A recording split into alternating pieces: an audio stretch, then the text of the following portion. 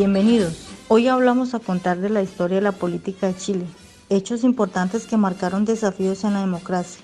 Chile es una de las repúblicas democráticas con grandes desafíos.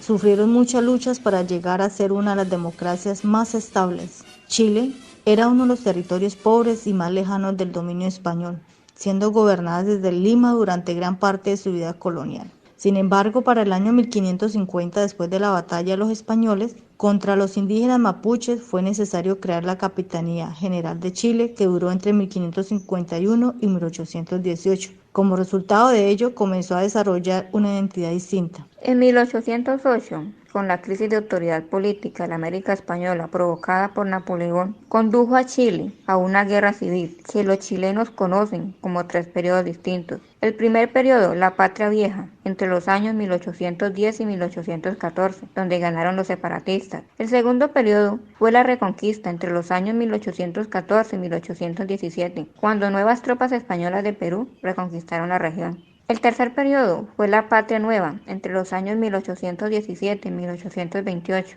cuando las tropas argentinas-chilenas combinadas, lideradas por Bernardo O'Higgins, vencieron a los españoles en la batalla de Chacabuco en 1817 y reclamaron así la región para el bando patriota. Ya con la expulsión de los españoles del territorio chileno en 1818, después de la batalla de Maipú, Chile enfrentó una crisis de identidad, ya que no se sabía qué tipo de gobierno debía ser y quién debía gobernar. La independencia de Chile se declaró finalmente el 12 de febrero de 1818, bajo el gobierno del director supremo Bernardo de O'Higgins, pero en su gobierno generó malestar en la élite chilena y cuando se presentaron los disturbios renunció para evitar una guerra civil. En el año 1823, por este gesto patriota no resolvió los conflictos entre 1823 y 1830. Chile enfrentó una ola de violencia constante, pero hubo que forjar un Estado estable con capacidad creciente y apertura a democracia. 3 factores importantes. El primer factor fue el liderazgo de Diego Portales,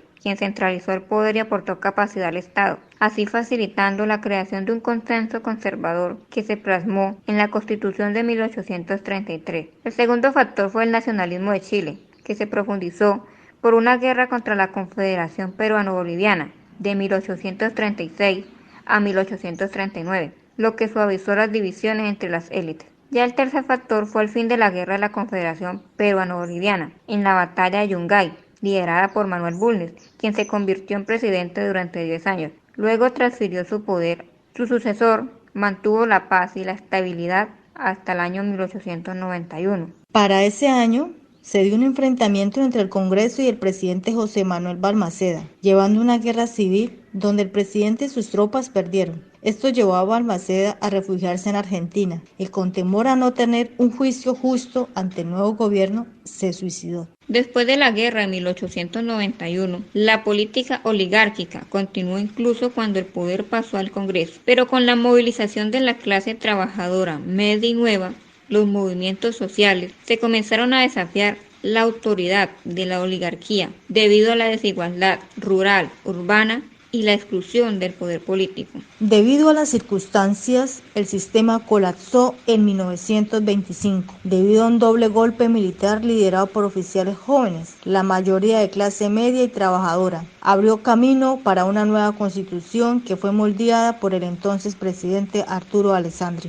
La nueva constitución separó Iglesia y Estado. Creó elecciones directas para presidente, adoptó algunas protecciones para los trabajadores e incluyó la responsabilidad del gobierno de proporcionar algunos bienes sociales como la salud y un mínimo de bienestar. Pero aún la democracia tardaría en implementarse nuevamente. Ya en el año 1932, Chile entró en la era moderna, con una nueva etapa democrática, con un electorado y una política de coalición bien estructurada, con 3 grandes pilares ideológicos basados en el centro, izquierda y derecha, sosteniendo la democracia hasta el colapso en 1973. Sin embargo, en 1970 Salvador Allende, como jefe de la coalición socialista y comunista, ganó las elecciones de ese año solo con el 36.2% de votos. Pero la realidad que enfrentaría Chile, con el primer presidente marxista elegido popularmente, generó sorpresa y oposición por los partidos chilenos del centro y derecha. También preocupante para los Estados Unidos, ya que no estaban de acuerdo con el contexto de la Guerra Fría. Los socialistas ganaban a las elecciones, los miembros del Congreso no tuvieron más opción de respetar la tradición constitucional de Chile para ser vistos como defensores de la democracia. Esta elección fue ratificada por 153 de los 200 parlamentarios chilenos. El gobierno de Allende presentó dificultades en temas de legitimidad y que no tenía mayoría en el Congreso. A pesar de esto, Allende consideró que tenía el mandato para transformar Chile y poco tiempo para movilizarse y emprender los cambios sociales prometidos en campaña. Pero sus propios errores y el sabotaje económico de Estados Unidos llevaron a Chile a una crisis económica donde todo se estancó sin encontrar una salida institucional. Esto conllevó a un golpe de Estado el 11 de septiembre de 1973, que condujo a la dictadura de Augusto Pinochet, con los militares controlando la mayor parte del país. Pero el presidente Allende, sin intenciones de huir y rendirse, las Fuerzas Armadas atacaron el Palacio Presidencial. Después del ataque, Allende pronunció un emotivo discurso de despedida a su pueblo chileno, llenando así la transmisión de Radio Magallanes, donde dijo: "No voy a renunciar y pagaré con mi vida la lealtad del pueblo. Superarán este momento gris y amargo en el que la traición pretende imponerse. Sigan sabiendo ustedes que, mucho más temprano que tarde, de nuevo se abrirán las grandes alamedas por donde pase el hombre libre para construir una sociedad mejor. ¡Viva Chile! ¡Viva el pueblo! ¡Vivan los trabajadores!". Después de decir estas palabras, se suicidó. Al principio, los líderes demócratas, cristianos y sectores de la Iglesia Católica apoyaron el golpe de Estado, según hipótesis de que los militares estarían en el poder unos meses mientras se estabilizaban la economía y se convocaba a nuevas elecciones. Pero todo cambió. Los militares cerraron el Congreso, prohibieron los partidos, los sindicatos y se comprometieron a un proyecto de 17 años para transformar la política, la economía y la sociedad chilena, proponiéndose erradicar la amenaza de la izquierda, torturando, ejecutando y desapareciendo a miles de mujeres y hombres, incluidos extranjeros. Muchos se exiliaron y decenas de personas perdieron sus trabajos por motivos políticos. Buscando consolidar y legitimizar el régimen, Pinochet redactó una nueva constitución, la Constitución de 1980, donde extendió la dictadura hasta 1988. Además, el sistema electoral chileno fue creado para reducir el poder de la izquierda y otorgarle poder de autonomía a los militares. Sin embargo, este nuevo marco constitucional conllevó a la desaparición del régimen, ya que estableció que después del culminado el periodo de 8 años, los militares nominarían a un candidato para otro periodo de 8 años que se presentaría ante el electorado en un referendo.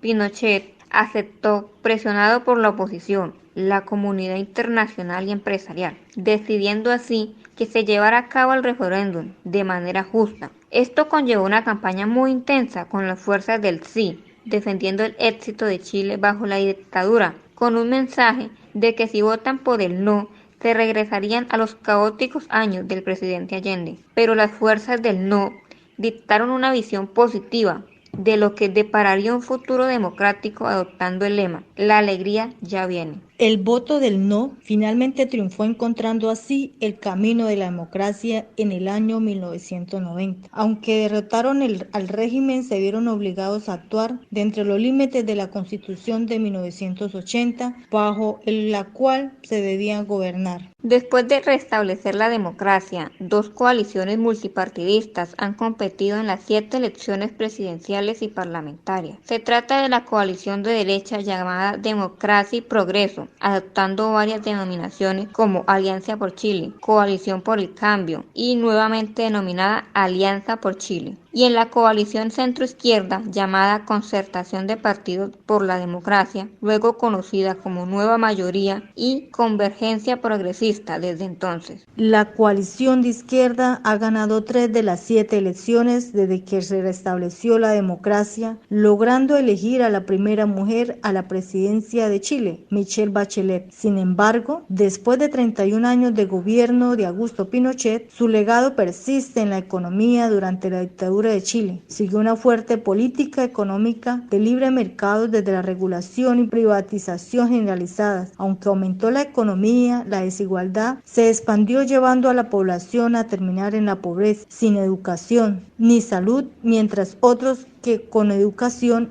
terminan en trabajos mal pagados. Esto ha conllevado al descontento social, que se ha manifestado en varios momentos, particularmente en 2006, 2008, 2011 y 2013, finalizando en 2019 con la masiva movilización de personas en las calles. El gobierno de Sebastián Piñera se vio obligado a aprobar medidas para abordar las demandas de la población, incluido el llamado a un referéndum para la redacción de una nueva Carta Magna. El 25 de octubre del año 2020 se llevó a cabo el referendo constitucional, la cual los chilenos aprobaron con un 78% y la representación constituyente en la redacción debe ser al menos el 50% de mujeres, dejando atrás la dictadura de Pinochet y dando un paso a la Convención Constitucional para la redacción de la nueva Constitución Política de Chile, cuya propuesta debe ser presentada a los chilenos en 2022 para ser aprobado o rechazado mediante el referendo. No se puede hablar de historia si no se conoce todos los hechos y acontecimientos de la vida chilena, así de esta manera poderlo analizarlo, interpretarlo